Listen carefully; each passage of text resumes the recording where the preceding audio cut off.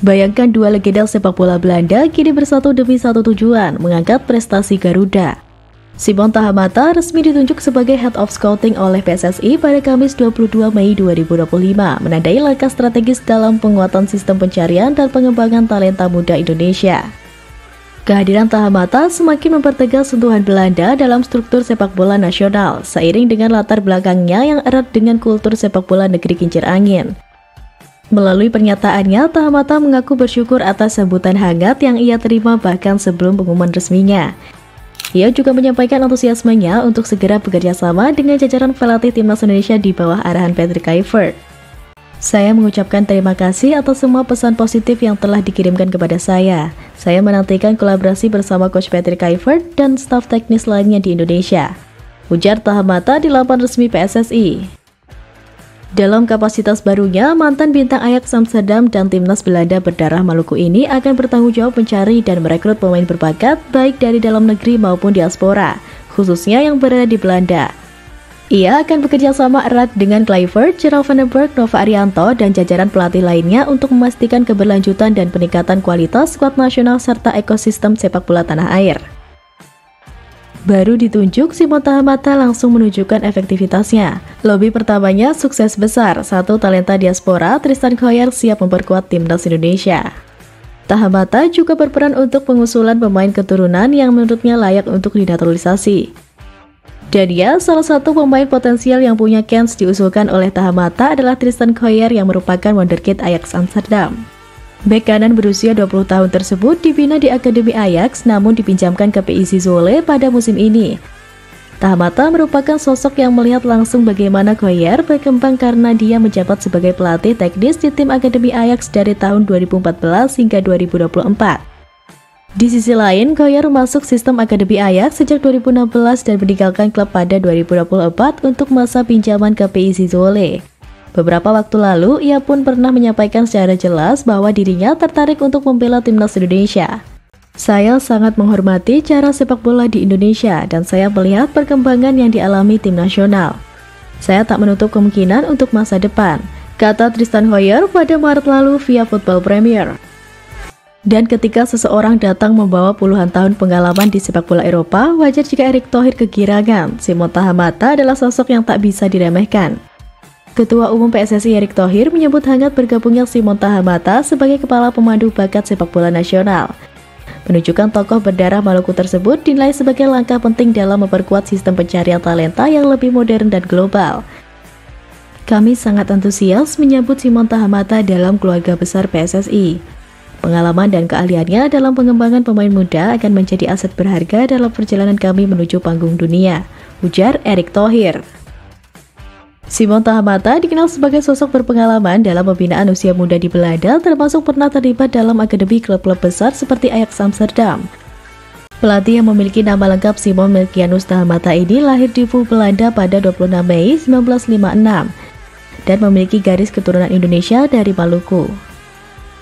Kalau Simon Tahamata jadi aset baru, maka Alex Pastoor berperan di skuad Garuda juga krusial. Kiprahnya sampai membuat publik negeri kincir angin angkat bicara. Legenda Belanda Wesley Sneijder memprediksi Alex Pastoor yang akan mengatur strategi timnas Indonesia di sisa laga grup C kualifikasi Piala Dunia 2026 zona Asia.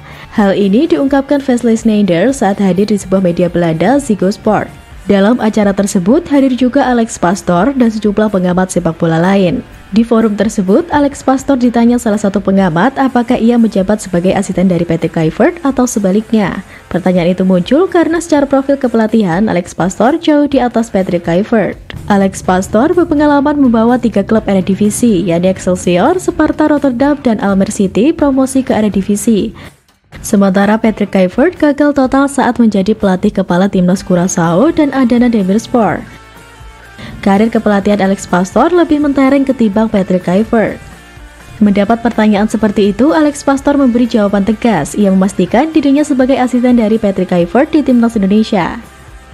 Saya bertugas sebagai asisten dari Patrick Kluivert, kata Alex Pastoor secara tegas menanggapi pertanyaan di atas. Namun, Wesley Sneijder coba menepis jawaban Alex Pastoor. Ia memprediksi bahwa asisten pelatih tersebut yang lebih banyak mengurusi soal taktik, sedangkan tugas utama Patrick Kluivert adalah mendatangkan pemain keturunan. Buat saya itu sangat simpel. Saya paham kenapa Patrick Kluivert dipilih sebagai pelatih timnas Indonesia. Patrick Kluivert adalah orang yang lebih banyak tampil di depan publik. Manajer Patrick Kluivert harus mendatangkan pemain, kata Wesley Sneijder dikutip dari Ziggo Sport pada Januari lalu. Sementara Alex Pastoor akan mengatur strategi di lapangan bersama Denny Lanzat. Saya tidak tahu apakah itu benar, namun jika itu terjadi merupakan kombinasi hebat. Lanjut ex-pesepak bola yang membantu Inter Milan memenangkan treble winner pada 2009 sampai 2010 itu. Dan tetap satu harapannya, kolaborasi Patrick Kluivert, Alex Pastoor plus Denny Lanzat dapat mengantarkan timnas Indonesia lolos Piala Dunia 2026. Sekadar diketahui, timnas Indonesia dalam track tepat untuk lolos Piala Dunia 2026. Gabungan pengalaman trio staf timnas itu bakal buat timnas Indonesia mendunia. Mantan gelandang Inter Milan dan timnas Belanda, Wesley Sneijder yakin inilah formula emas skuad Garuda. Pria yang pernah membantu Inter Milan memenangkan Liga Champions 2009-2010 tersebut memuji langkah PSSI dalam menunjuk trio Belanda di staf pelatih timnas Indonesia. 3 pelatih Belanda di staf kepelatihan skuad Garuda diyakini bakal menjadi kombinasi bagus.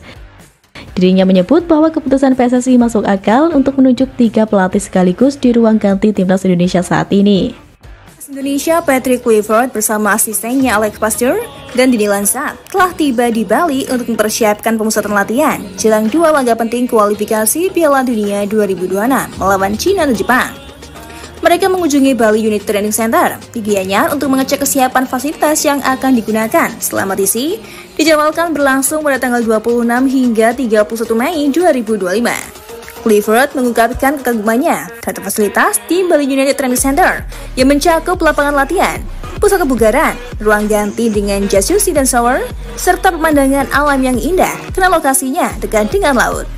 Ia menyatakan tidak ada tempat yang lebih indah dari ini, menunjukkan kepuasannya terhadap fasilitas yang tersedia. Pemusatan latihan ini merupakan bagian dari persiapan timnas Indonesia menghadapi 2 pertandingan krusial di grup C putaran ketiga kualifikasi Piala Dunia 2026 zona Asia. Indonesia akan menjamu China pada 5 Juni di Stadion Utama Gelora Bung Karno, Jakarta, dan bertandang ke Jepang pada 10 Juni di Suita City Football Stadium. Dengan fasilitas yang memadai dan suasana yang mendukung di Bali United Training Center, diharapkan persiapan timnas Indonesia dapat berjalan lancar dan optimal untuk menghadapi tantangan di kualifikasi mendatang. Sejak resmi menangani timnas Indonesia, Patrick Kluivert mulai menunjukkan pendekatan yang hangat dan personal terhadap para pemain. Sosok legendaris Belanda ini datang bukan hanya membawa nama besar, tapi juga semangat baru yang segera terasa di lingkungan timnas. Para pemain perlahan mulai merasa nyaman dengan gaya komunikasi dan filosofi yang ia bawa. Salah satu yang langsung mencuri perhatian Kluivert adalah Marcelino Ferdinand.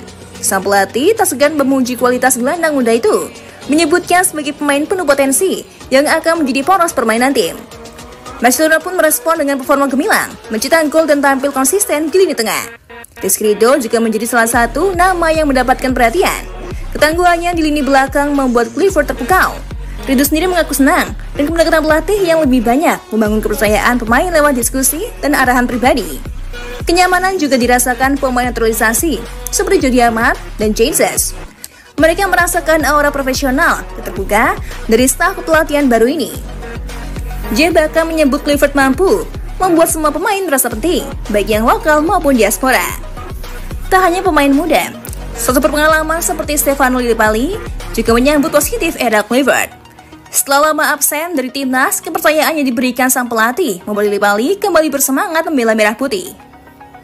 Dengan suasana yang semakin solid dan harmonis, Kluivert kini berada di jalur yang tepat membangun fondasi kuat. Hubungan yang semakin cair antara pelatih dan pemain menjadi modal penting bagi timnas Indonesia untuk menatap laga krusial di kualifikasi Piala Dunia. Suasana latihan timnas Indonesia di Bali menjelang laga melawan China dan Jepang terasa sangat positif dan penuh semangat. Di bawah arahan pelatih baru Patrick Kluivert, para pemain menunjukkan antusias tinggi dalam setiap sesi latihan yang digelar di Bali United Training Center, Gianyar. Suasana yang damai, fasilitas modern, dan cuaca yang mendukung membuat seluruh tim merasa nyaman dan fokus menjalani pemusatan latihan. Kluivert terlihat aktif memberikan instruksi, mendampingi pemain dengan pendekatan yang komunikatif dan terbuka. Yang sering berdiskusi langsung dengan para pemain, menunjukkan sikap ramah tapi tegas dalam membangun kedisiplinan. Beberapa pemain menyebut suasana latihan kali ini berbeda, lebih cair namun tetap intens. Mereka merasa didengar, tetap motivasi untuk tampil maksimal. Asisten pelatih Alex Pastur dan Dini Lanzat juga berperan aktif dalam membentuk kerjasama tim, terutama dalam membangun koneksi antar lini dan memperkuat transisi permainan. Beberapa sesi latihan ditunjukkan untuk membiasakan para pemain dengan filosofi bermain Clifford yang menyerang dan dinamis, dengan formasi dasar 4-3-3 yang menekankan penguasaan bola. Selain latihan teknis dan taktik, suasana kekeluargaan juga terasa kuat. Pemain kerap tertawa bersama saat sesi pemanasan atau cooling down, menunjukkan chemistry yang mulai terbentuk di antara para pemain lokal dan diaspora. Kegiatan di luar lapangan pun dijaga agar semua tetap fokus namun rileks, seperti sesi makan bersama, pemulihan di jacuzzi, dan refleksi tim. Dengan atmosfer latihan yang sangat oke dan harmonis ini, Indonesia tampak siap secara fisik maupun mental untuk menghadapi dua laga krusial di bulan Juni. Harapan tinggi muncul bahwa suasana positif ini akan terbawa ke pertandingan dan menghasilkan performa yang terbaik demi ambisi lolos ke Piala Dunia 2026.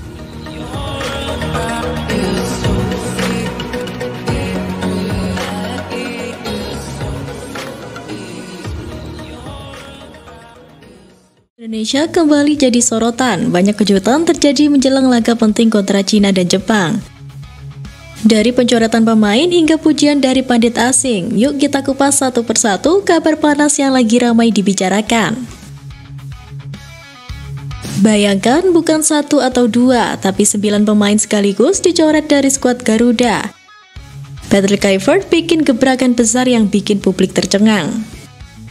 Kluivert akan mengumpulkan para pemainnya di Bali untuk melaksanakan pemusatan latihan alias TC.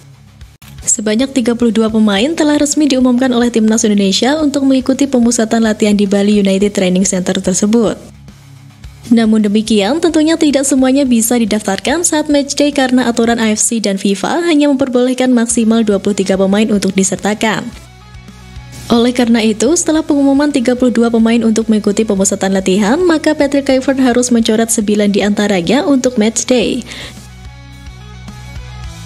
2 diantaranya setidaknya sudah diketahui untuk laga kontra Cina, yaitu Martin Paz dan Marcelino Ferdinand yang menjalani skorsing akumulasi kartu kuning. Setelah Paz, Kluivert diharapkan mencoret 1 kiper lagi karena dia memanggil 5 pemain untuk pos tersebut. Selain itu, beberapa penyerang pun berpotensi dicoret karena tren dari skuad Timnas Indonesia terdahulu. Septian Bagaskara, Ramadan Sananta, dan Stefano Lillipali sukses masuk bersama Egy Maulana Fikri, Ole Remeni, dan Rafael Strijk. 3 nama terakhir difavoritkan untuk tetap disertakan saat matchday. Sedangkan Septian Sananta dan Lillipali harus meyakinkan Kluivert dan tim kepelatihan. Sementara itu, stok menumpuk di sayap kiri bisa membuat Pratama Arhan dan Yance Sayuri tidak masuk dalam skuad matchday. Di sisi kanan, Asnawi Muka Alam dan Yaakob Sayuri juga harus bersaing dengan Kevin Dix, Eleanor Reinders, dan Sandy Walsh untuk masuk ke skuad. 5 bek tengah kemungkinan besar akan dipertahankan, demikian pula dengan 6 gelandang, selain Marcelino yang akan absen pada laga kontra Cina. Di tengah badai pencoretan, muncul nama Asnawi Mangku Alam yang jadi sorotan. Asnawi Mangku Alam paling berpotensi dicoret dan gabung ASEAN All-Stars. Pemain Timnas Indonesia Asnawi Mangku Alam dikabarkan dipanggil memperkuat ASEAN All-Stars. Bukan hanya Asnawi Mangku Alam saja yang dipanggil, tapi ada 1 nama lagi yaitu Muhammad Ferrari. Nah, jika Asnawi Mangku Alam akan gabung ke ASEAN All-Stars yang ditunggangi oleh Kim Sang-sik, kesempatan dirinya dipanggil ke skuad Garuda akan kecil. Pasalnya, pertandingan ASEAN All-Stars melawan MU mepet dengan kualifikasi Piala Dunia 2026. Jika skuad Garuda mengirimkan pemain bintangnya, maka akan terjadi resiko seperti cedera dan kelelahan.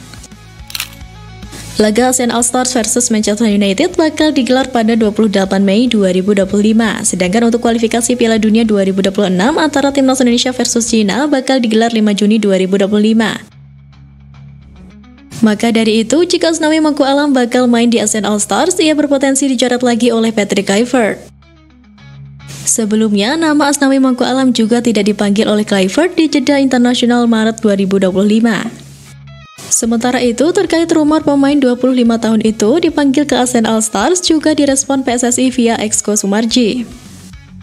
Sosok yang juga menjadi ketua badan tim nasional tersebut tak memberikan jawaban pasti. Ketika dikonfirmasi mengenai kebenaran ini, Sumarji tidak mau menjawabnya.